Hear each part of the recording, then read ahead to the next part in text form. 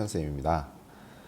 우리는 그 한국지리 부분에서 이제 큰 산을 하나 넘었습니다. 자연지리 파트가 끝이 났고요. 뒤쪽에 있는 인문지리 부분을 배우게 될 거예요. 자연지리와 인문지리의 차이가 뭐냐라고 물으신다면은 자연지리는 우리가 이 발을 딛고 살아가는 전체적인 이런 자연 환경이 어떻게 형성이 됐느냐, 왜 지금의 이런 모습을 띠게 되었느냐에 대해서 집중을 한다면, 이제부터 배워볼 인문지리는 그 환경 위에서 살아가는 사람들의 모습이 어떤 그런 특징을 가지고 있느냐, 또 지역에 따라서 왜 다르게 모습이 나타나느냐, 그런 것들에 대해서 배워본다고 생각하시면 좋을 것 같아요. 그럼 지금부터 한번 인문지리 여행을 쌤과 한번 떠나보도록 하겠습니다. 자, 먼저 우리 인간이 살아가는 공간에 대한 이해를 좀 해볼까 해요. 이번 중단원에서는요. 그래서 도시와 촌락의 특성에 대해서 학습을 할 텐데요. 자, 먼저 도시라고 한다면은 여러분들은 어떤 이미지가 떠오르시나요? 일단 촌락과는 다르게 굉장히 많은 수의 사람이 살아갑니다. 그죠? 그리고 선생님이 넣어놓은 이 일러스트에 들어가 있는 사람들의 복장을 보면 굉장히 뭐가 다양하다는 걸 알 수 있어요. 그렇죠. 직업이 굉장히 다양하다라는 걸 알 수가 있죠. 반면에 촌락은 일단 인구수도 굉장히 적고, 우리가 생각했을 때 촌락에 사는 사람들의 직업 같은 것들은 대부분 뭐 농업에 종사하는 그런 이미지를 떠올리실 겁니다. 네, 여러분들이 떠올리는 그대로 도시에서는 2, 3차 산업, 어떤 제조업이나 서비스업이 굉장히 사람들이 많이 종사를 하고요. 인구수도 많고 좁은 공간에 많은 인구가 모여 살기 때문에 인구 밀도 또한 높습니다. 자, 그리고 예전에 이제 선생님 같은 경우에는 아파트에 많이 살았는데, 아파트에 사는 사람들끼리 보통 인사를 하거나 혹은 옆집에 사는지 관심을 잘 가지던가요? 선생님 집 같은 경우에는 뭐 앞집이랑 위 아랫집 정도랑은 되게 친하게 지냈는데, 뭐 근데 그 라인에 사는 사람들을 다 알고 있진 않잖아요. 네. 근데 반면에 촌락은 그 동네에 누가 사는지도 다 알고, 어느 집에 뭐 어떤 사정이 있는지를 속속들이 다 아시죠. 네. 구성원 간의 이질감은 도시 쪽에서 조금 더 높고, 촌락에서는 이질감이 매우 낮다, 이렇게 생각하시면 되겠습니다. 자, 도시와 촌락을 이제 사진으로 구별을 해보자면 딱 그 모양에서 차이가 나죠. 여기는 북한 평양이고 여기는 이탈리아 로마입니다. 좁은 지역에 사람들이 많이 모여 살기 때문에 건물들을 어떻게 건축한 것을 볼 수가 있습니까? 그렇죠. 굉장히 고층 건물, 좁은 공간에서 최대 효율을 낼 수 있는 높은 고층 건물이 많은 것을 볼 수가 있고요. 빽빽하게 밀집해 있는 모습을 볼 수가 있습니다. 반면에 촌락 같은 경우에는 일단 굉장히 넓죠. 넓고 사람들이 농업을 영위할 수 있는 농경지가 넓게 펼쳐져 있고요. 그리고 집 같은 것들도 토지가 워낙에 이제 많기 때문에 고층 건물보다는 그냥 개인 주택 정도로 나타나고 있는 것들을 볼 수가 있습니다. 자, 도시와 촌락의 특성을 정리해 보면 다음과 같겠습니다. 앞에서 선생님이 설명했던 내용 그대로죠. 자, 그러면 우리는 먼저 촌락에 대해서 한번 구분을 해보도록 하겠습니다. 자, 전통적인 촌락은 어떤 곳에 입지했느냐를 보게 되면 우리 지리 시간에 항상 많이 나오게 되는 배산임수라는 규칙을 지켜서 위치하더라라는 걸 알 수가 있습니다. 배산임수는 뭐냐면요, 산을 등지고 물과 마주한다라는 뜻입니다. 자, 그러면 전통적인 이런 촌락들은 왜 뒤에 산을 등지고 앞에 물이 흘러가게끔 이렇게 위치를 하게 됐느냐를 살펴볼게요. 자, 먼저 뒤에다 산을 놓은 이유는요, 우리나라는 겨울이 되면 차가운 북서 계절풍이 불어옵니다. 대체로 북풍 계열의 바람이 많이 불어오게 되는데요. 이렇게 촌락 뒤에 산을 사람이 둘러친 건 아니죠. 둘러져 있는 곳에 사람이 들어간 거죠. 산이 이런 차가운 북풍 계열의 바람들을 막아주는 역할을 하고요. 그 다음에 산에서는 뭐가 자랍니까? 나무가 자라죠. 예전에는 어떤 뭐 화석연료를 썼던 게 아니기 때문에 뒷산에서 나는 이런 나무들을 채취해서 가정에서 연료로 땔감 많이 주우러 다니고 하죠. 드라마 같은 거 보면 그런 것들 통해서 연료를 얻기도 했었습니다. 자, 그리고 우리나라는 북반구에 위치하기 때문에 태양이 이제 남쪽에서 동에서 떠서 서로 지죠. 근데 이제 남쪽에서 이렇게 내리쬐는 방향으로 예, 들어오거든요, 햇빛이. 그래서 북쪽 남향 집을 짓게 되면은 하루 종일 해가 떠서 지는 순간까지 계속해서 햇빛을 받을 수가 있죠. 그런 장점이 있겠고요. 그다음 앞에 물이 흐른다는 것은 뭐가 가능하다는 얘기예요? 농사가 가능하다는 얘기입니다.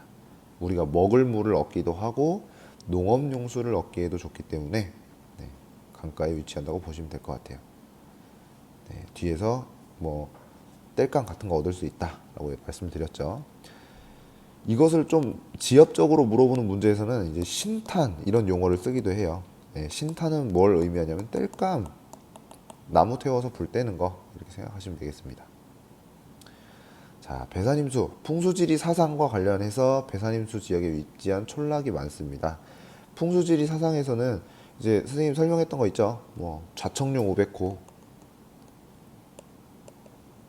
그 다음에 뒤에는 주산이 있어야 된다. 뒤에 주산이 있어야 되고 좌청룡 500호가 이렇게 명당을 둘러싸고 있어야 된다라고 하는 건데 사상적 측면도 있고요. 그 다음에 방금 말씀드렸던 것처럼 이런 실용적인 장점도 분명히 가지고 있기 때문에 이 두 가지 요건에 의해서 항상 전통 촌락은 배산 임수의 형태를 갖추고 있더라 이렇게 이해하시면 될 것 같습니다. 자, 전통적인 촌락이 어디에 그럼 위치를 하느냐 학자들이 구분을 해놨어요. 일단 자연적인 조건에 의한 요인이 있고 그다음 사회 경제적인 조건에 의해서 구분을 한 요인이 있습니다. 그래서 자연적 요건을 보시면 자연적 요건은 딱 두 가지예요. 다 물과 관련된 건데 피수냐 득수냐. 피수는 물을 피하는 거고요. 득수는 물을 얻는 겁니다. 우리 뭐 개이득 이런 말 쓰잖아요, 그죠?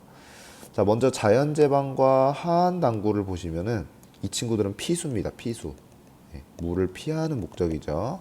자, 자연제방 같은 경우에는 우리 배웠었죠.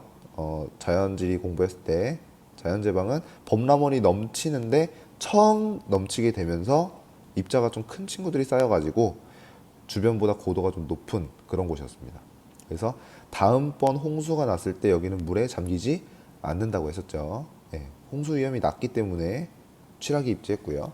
하한당구도 마찬가지로 지반이 융기하고 그 다음에 하천이 하방 침식을 계속 하게 되면서 예전에는 물이 흘렀던 곳이나 하천의 지속적인 하방 침식에 의해서 현재는 흐르지 않는 계단 모양의 지형을 얘기했었습니다.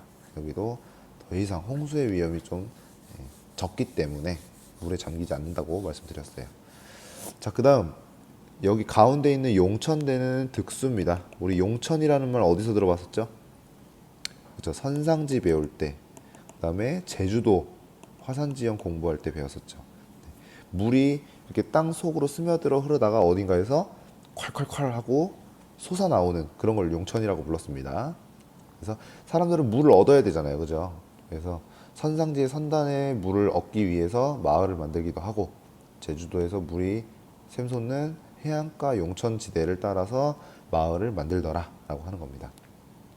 자연적 조건은 이 두 가지 요인이라 이렇게 생각하시면 되겠습니다.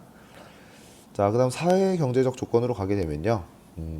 뭐 앞서 말한 것과는 다르게 뭐 사회적인 조건이라든지 경제적인 조건을 따라서 마을을 만들게 되는 거예요. 뭐가 있냐? 먼저 여건 취락을 보시면 여건이라고 하는 게 뭐냐면요.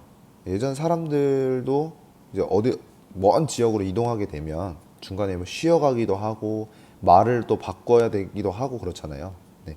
역은 그 말을 갈아탈 수 있게끔 일정한 간격을 두고 말을 갈아탈 수 있게끔 했던 시설이고요. 원은 숙박 시설입니다. 여관이라고 보시면 돼요. 그러니까 아무래도 사람들이 쉬어가는 곳이기 때문에 그런 사람들을 타겟으로 한 뭐 상점이라든지 주막 이런 것들이 모이기 쉬웠겠죠. 그런 곳에 만들어진 마을을 여건취락이라고 하고요. 그 다음에 도진포취락은 뭐냐면 여기서 나타난 거는 이제 육상교통이고 여기는 이제 수상교통입니다. 우리가 배만 타고 목적지까지 가기 어렵잖아요, 그죠? 네. 어느 정도 배도 타다가 다시 말로 갈아타고 이래야 되는데 그 지점이 바로 나루터라는 곳이죠. 우리 쉽게 말하면 항구 그런 곳이 위치했던 곳에도 당연히 사람이 뭔가를 옮겨 싣거나 쉬어가야 하기 때문에 거기도 마찬가지로 취락이 발달했었다라고 하는 겁니다. 선생님이 이제 임용 공부했었던 노량진, 진이라는 게 들어가죠.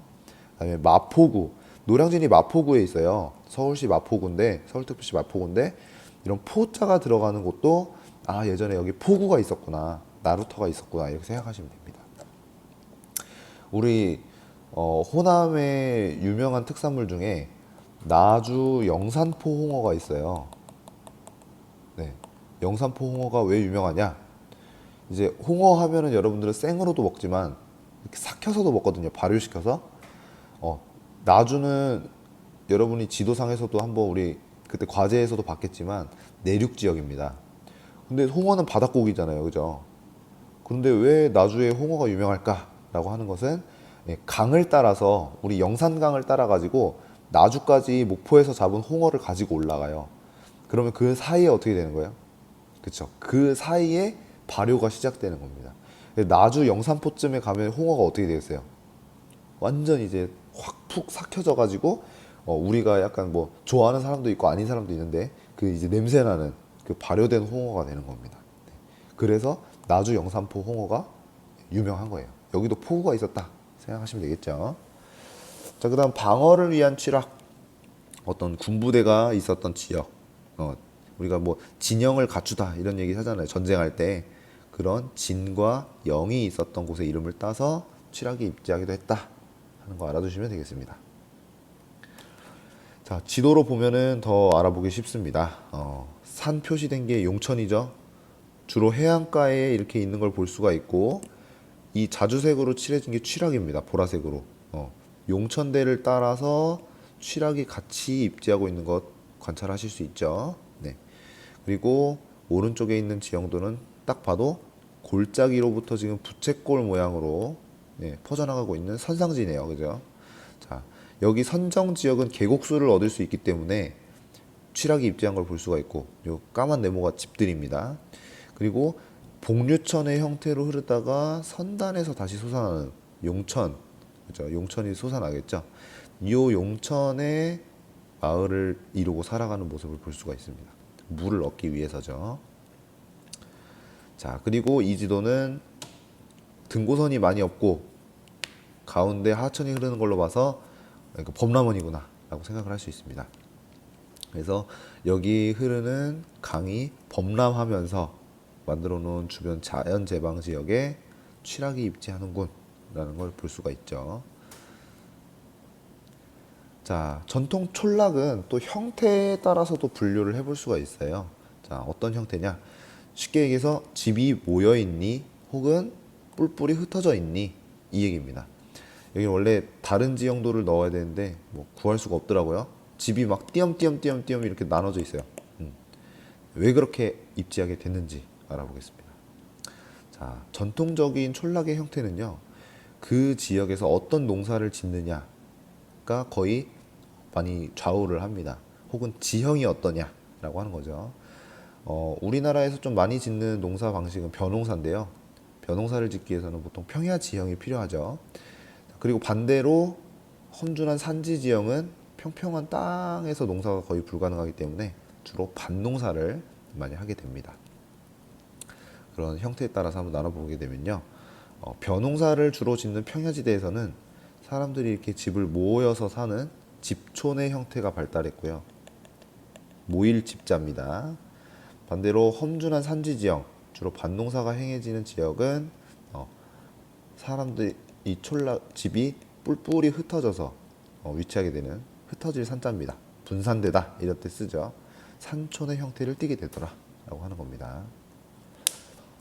자, 산촌은 그리고 이렇게 지형적인 요건에 의해서도 집이 뿔뿔이 흩어져 있을 수밖에 없는 그런 구조라는 거죠.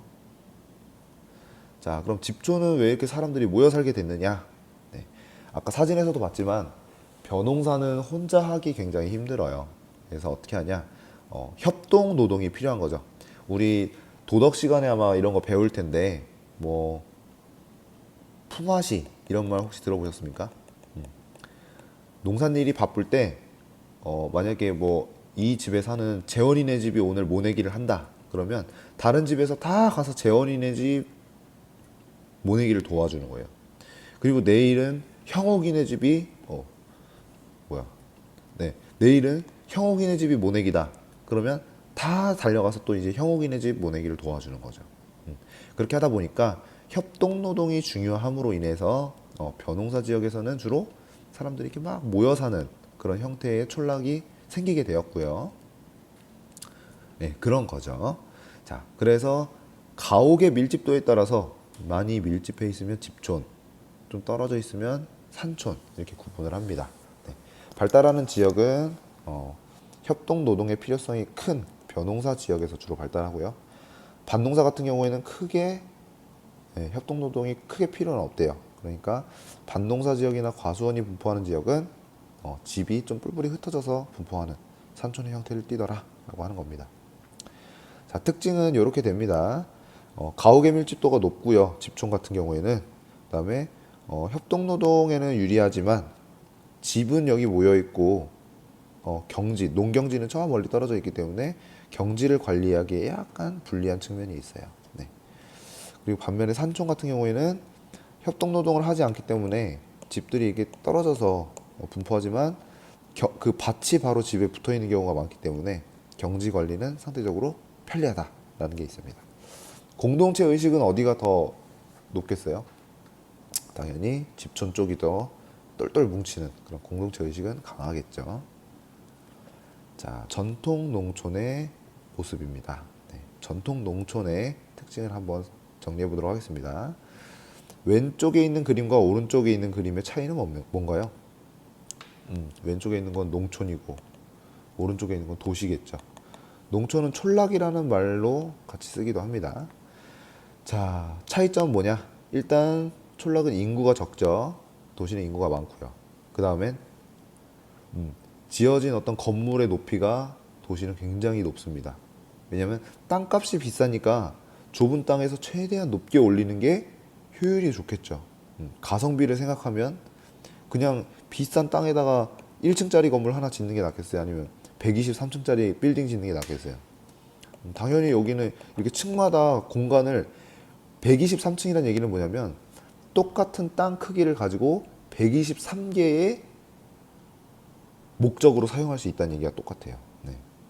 근데 1층짜리 건물은 딱 하나로밖에 사용 못 하는 거죠. 용도가 123개로 늘어나는 거예요. 같은 땅이어도. 그러니까 당연히 빌딩을 지을 거고요. 그리고 여기는 1차 산업에 종사하는 반면 여기는 주로 공장의 2차나 서비스업의 3차 산업에 종사하는 것을 볼 수가 있겠죠. 전통 농촌은 그리고 딱 농업에 올인하는 전업농의 비율이 굉장히 높고요. 그리고 주로 재배하는 작물이 우리가 주로 곡식, 주식으로 소비하는 곡물, 주곡작물이라고 하는데 쌀, 그다음에 보리 이런 것들을 재배하는 비율이 높습니다. 그리고 이제 젊은 사람들은 다 일자리 찾아서 도시로 간 거죠. 네, 촌락을 떠나서 도시로 향한다. 이촌 향도 현상에 의해서 인구가 감소하고 있다라는 특징이 있습니다. 자, 전통 농촌은 이렇게 돼요. 자, 그리고 전통 농촌은 옛날에는 이제 한 사람이 자기 땅 다 맡아가지고 경작을 했었는데 이 사람들이 이제 다 도시로 빠져나간 거예요. 그래서 최근에는 남아있는 경지는 많은데 남아있는 사람이 별로 없는 거야.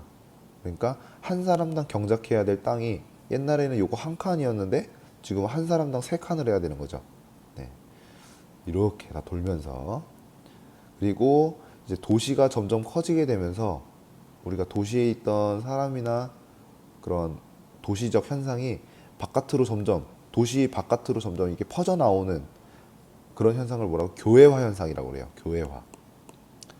그러다 보니 전통 농촌 지역인데도 이런 도시에서 삐져나온 새로운 곳을 찾아서 쏟아져 나온 이런 건물들이 지어지기도 하고요. 그 다음에 이런 도시적 건물들이라든지 문화가 퍼져나오다 보니까 원래 그 농촌에 살았던 사람들인데도 불구하고 어떤 도시적인 생활 방식을 점차 이게 같이 띄게 되는 그런 경향을 보이게 됩니다.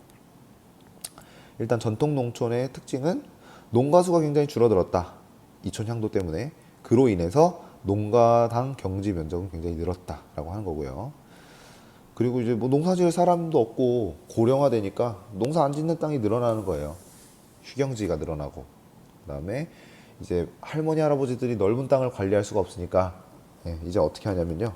다른 데다 맡깁니다. 회사 같은 데다 맡겨가지고 땅을 제공할 테니까 너희가 여기서 이제 알아서 농사 짓고 거기서 나오는 수입원만 나한테 일정 비율 보장해줘라. 이런 식으로 땅을 맡기는 거죠. 이런 걸 위탁영농이라고 합니다. 그리고 전체적인 경지 면적은 늘어나고 있어요.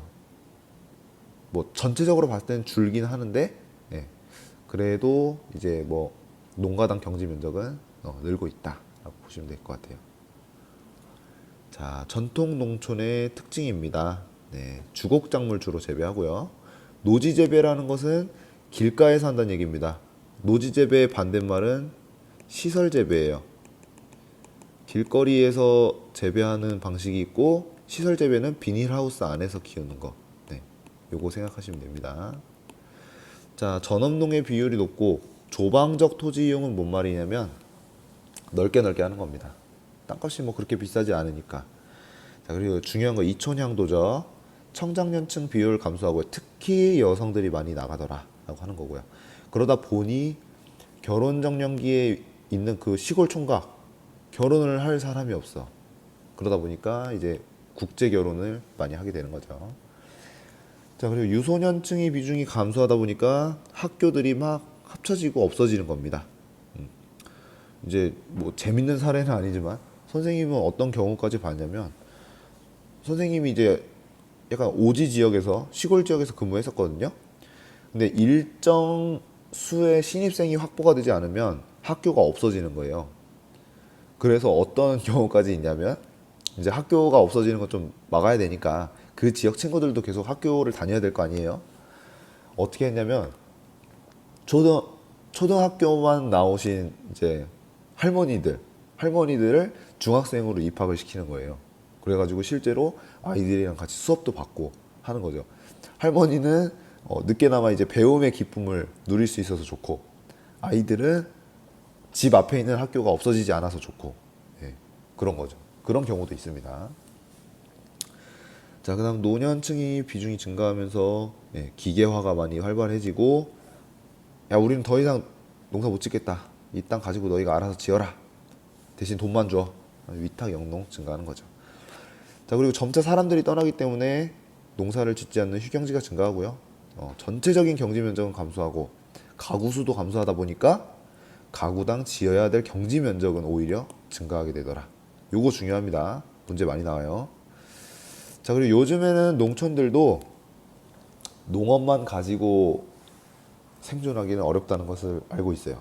그래서 체험 관광 같이 이제 뭐 관광 상품을 많이 만들어서 서비스하는 거죠. 그런 3차 산업에 종사하는 사람의 비중이 증가하고 있다 하는 거 알아두시면 되겠습니다. 자, 그다음은 근교 농촌인데요. 아까 전에 봤던 모습하고는 사뭇 다르죠. 대부분의 지금 경지가 뭘로 운영되는 걸 볼 수 있냐면은 비닐하우스로 운영되는 이게 시설 재배입니다. 바로. 자, 왜 이렇게 도시 주변에는 비닐하우스가 많은 건가? 간단하게 얘기하면요. 뽕을 뽑기 위해서입니다. 뽕. 자, 뽕을 뽑는다는 말은 언제 쓰죠? 내가 어느 정도의 가치를 투자했어. 자본을 투자했어. 그럼 거기서 내가 투자한 거 이상으로 계속 이윤을 내고 싶은 게 이제 그 뽕을 뽑아 먹다 이런 얘기를 쓰죠. 자, 여기는 도시 주변이니까 전통 농촌보다 땅값이 훨씬 비쌉니다. 그러니까 여기서 어떤 온도와 습도 조건만 맞춰주면 1년 내내 과일도 생산할 수 있고 돈이 되는 과일, 채소, 꽃 이런 것들을 1년 내내 뽑아내는 거죠. 농업 공장이라고 생각하시면 됩니다. 그러니까 대도시 주변은 왜? 땅값이 비싸서 뽕을 뽑기 위함이다. 시설 재배가 많은 이유는 그렇게 알아두고 들어갈게요. 말씀드렸던 것처럼 전통 농촌은 땅값이 싸요. 그래서 그냥 뭐 자연적으로 생산되는 딸기를 한 번만 팔아버리면 되는데 도시 지역은 똑같은 땅인데 여기는 50만 원이에요. 그러면 최소한 5번은 지어야 여기랑 수지가 맞는 거죠. 네. 그래서 비닐하우스를 씌워가지고 1년 내내 딸기를 뽑아내는 거죠. 네. 그게 바로 근교 농촌입니다. 자, 서울특별시를 예로 들어보면, 자, 근교 지역에 비닐하우스들이 막 지어지잖아요. 그죠? 이제 상품 작물을 주로 재배합니다. 네. 뭐 꽃이라고 하면 좀 그렇고요. 화훼, 이게 꽃이에요. 채소, 과수, 사람들의 소득 수준이 올라가게 되면서 이제 뭐 쌀만 먹고 사는 시대가 아니잖아요. 그죠? 사람들이 뭐 웰빙에도 관심을 많이 가지게 되고, 몸에 좋은 과일은 뭔지, 그리고 기념일에는 주변 사람들한테 꽃다발도 이제 선물하게 되고 그런 거죠. 그래서 이런 돈이 되는 상품 작물들을 주로 재배하고요. 시설 재배합니다. 비닐하우스. 왜? 땅값 비싸니까 뽕 뽑아야 돼. 예. 그리고 굉장히 집약적입니다. 원교 농촌은 주변에 땅도 많고 땅값도 싸요. 근데 여기는 비싸기 때문에 확 모여가지고 거기서 뽕을 뽑아내야 되는 거죠. 그리고 이제 도시 외곽 쪽으로 교통로 같은 것들이 발달하게 되면서 이런 교외화 현상에 의해 가지고 사람들이라든지 주거 단지가 많이 빠져나오게 됩니다. 우리 여기 옆에 있는 남학신도시도 옛날에는 다 뭐 논밭이었잖아요. 그죠? 거기다가 이제 신도시도 짓고 하게 되면서 농촌의 경관도 남아있고 도시의 경관도 같이 공존하게 되는, 네, 그런 모습을 띠게 된 거죠. 자, 이렇게 빠져나오더라. 이게 바로 교외화입니다. 자, 근교 농촌은 보셨던 것처럼 전통 농촌하고 많이 달라요. 네. 대부분 농업에 종사하는 반면 여기는, 네, 농사에 종사하는 사람도 있고 도시로 출퇴근하는 사람도 있습니다. 도시의 근처니까. 그리고 뭐 공장도 입지해 있고 주거단지도 입지해 있고, 전통적으로 농사 짓는 사람도 있고 시설 재배하는 사람도 있고, 네, 막 섞여 있습니다. 그리고, 네, 점차 이제 도시에서 빠져나온 이런 도시적인 어떤 건축물이라든지 사람들이, 네, 교외화 현상에 의해 가지고 여기를 점차 이제 먹어 들어가는 거죠. 자, 여기는 전통농촌에 비해서 경지 면적은 좁으나 도시적 토지 이용은 매우 높고요. 농업만으로 돈을 버는 게 아닙니다. 네. 여기서는 뭐 이제 뭐 땅을 빌려주는 뭐 임대업도 하고요. 네, 물류 창고 같은 걸 지어가지고 그런 걸 운영하면서 소득을 얻기도 합니다. 그다음 아까 전통 농촌은 전업농이 많았잖아요. 여기는 뭐 투잡, 쓰리잡, 농사만 짓는 게 아니라, 예, 농사 쉴 때는 뭐 도시로 출퇴근하시기도 하고 그런 겸업농의 비율이 굉장히 높게 나타난다는 게 특징이고요. 농사 안 짓는 사람도 많아요. 도시에 가까우니까. 자, 근교 농촌의 특징은 이렇게 정리해 보시면 되겠습니다. 중요한 건 요거죠. 대도시 교외화에 의해서 인구가 계속 유입되고 있고요. 주변 대도시로 통근통학하는 비율이 높습니다. 네. 그리고 상품 작물 시설 재배한다. 그리고 땅값 비싸니까 집약적이고 농사만 짓지 않는다 하는 거 알아두시면 되겠습니다. 자, 그리고 원교 농촌이라고 하는 농촌의 특성도 있는데요. 원교 농촌은 뭐냐면 근교 농촌은 도시에 가까운 거였잖아요. 얘는 도시로부터 먼 겁니다. 왜 그러냐면 요즘에는 교통이 너무 잘 발달돼 있어. 그러니까 굳이 내가 원하는 것을 뭐 옆에서 진짜 공장에서 찍어내듯이 굳이 비닐하우스 이용 안 해도 되는 거예요. 그러니까 멀리서 진짜 막 소도 넓은 들판에서 뛰놀면서, 네, 자연스럽게 이제 생활하면서 행복하게 자랄 수 있게끔 하는 거고, 농작물 같은 경우에는 어떤 특정 조건에서만 자라는 애들이 있을 거 아니에요. 네. 뭐 고랭지 배추라든지 혹은 남해의 따뜻한 기후에서 자라는 꽃이라든지 어차피 교통망이 발달돼 있으니까 도시로부터 먼 원교 농촌에서 재배해가지고 도시로 가져오는 거죠. 이게 이제 원교 농촌이 되겠습니다. 자, 원교 농촌은 이렇게 됩니다. 네, 자주 출제되지는 않지만 이런 농촌의 유형도 있구나 하고 알아두시면 되겠습니다. 자, 촌락은 점차 변화하고 있어요. 전통적인 촌락이 아니라 시설 작물 재배 면적 비율 막 올라가고 있는 거 보이죠? 다 뭐예요? 대도시 근처에 있는, 근교 농촌으로 변화하고 있구나 하는 걸 알 수가 있고요. 그다음 여기는 출하시기의 차이를 노린 고랭지 농업이죠. 그냥 이제 대놓고 막 아무 데나 키우는 게 아니에요. 생각 없이. 자, 보시면은 일반 평야지대에서는 기후에 따라서 이제 배추가 재배가 되기 때문에 7, 8월에는 안 나와요. 더워서. 근데 어떻게 해요? 여기는 기후가 서늘하니까 해발 고도가 높아서 이때 수확을 해가지고 틈새 시장을 노리는 거예요. 여기를 비싸게 팔 수 있겠죠. 자, 여기까지가 이제 촌락의 특성이 되겠습니다. 네, 첫 번째로 전통 촌락의 형태에 대해서 간단하게 정리해 보도록 하겠습니다. 우리는 지금 거주 공간에 대해서 배우는 대단원에 들어가 있어요. 근데 여기 지금 인간이 거주하는 공간은 크게 촌락과 도시로 나누어 볼 수 있는데, 도시 같은 경우에는 우리나라 인구의 대부분이 거주하는 중요한 공간이기 때문에, 네, 그래서 두 개의 중단원에 걸쳐서 학습을 할 거고요. 첫 번째 중단원이 촌락의 특성에 관해서 우리가 배워봤는데, 이 부분은 사실 문제에서 크게 출제되는 부분이 많지는 않습니다. 그래서 전통 촌락의 형태, 집촌과 산촌의 특징만 구분 짓고 다음 도시로 넘어가 보도록 하겠습니다. 자, 먼저 집촌이라는 것은 굉장히 밀집되어 있는 가옥들이 한 군데 다닥다닥 붙어가지고 형성되는 촌락의 형태였습니다. 그래서 가옥의 밀집도가 굉장히 높고요.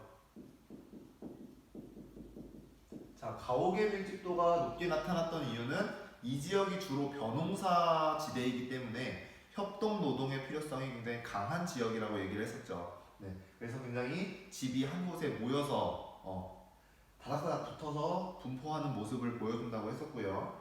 자, 그다음 집들끼리는 붙어 있는 반면에 농경지와의 거리는 상당히 좀 멀었다. 그래서 경지 관리에 있어서는 산촌보다는 조금 어려움을 겪었다라는 거 정리해 봤었고, 그다음에 공동노동, 협동노동의 필요성이 굉장히 강한 지역이었다라고 하는 거죠. 그래서 이 지역은 주로 이런 형태가 나타나는 지역은 주로 벼농사에 종사하는 사람들이 많았다라고 하는 게 특징이 되겠습니다. 산촌은 다 이게 반대죠. 네, 산촌은 가옥 밀집도가 집이 드문드문 분포하기 때문에 밀집도가 낮고, 그 다음에 집 바로 앞에 밭이 있어요. 그렇기 때문에 경지와의 거리도 짧고, 논농사는 굉장히 넓은 규모의 농사를 짓는 반면에 뭐 밭농사나 과수원은 뭐 혼자서도 할 수 있을 정도의 그런 크기가 많기 때문에 협동노동의 중요성이 상대적으로 좀 약하고요. 그래서 이러한 산촌의 형태가 나타나는 지역에서는 사람들이 주로 밭농사나 과수농사에 종사하는 케이스가 많더라라고 하는 것을 정리해 봤습니다.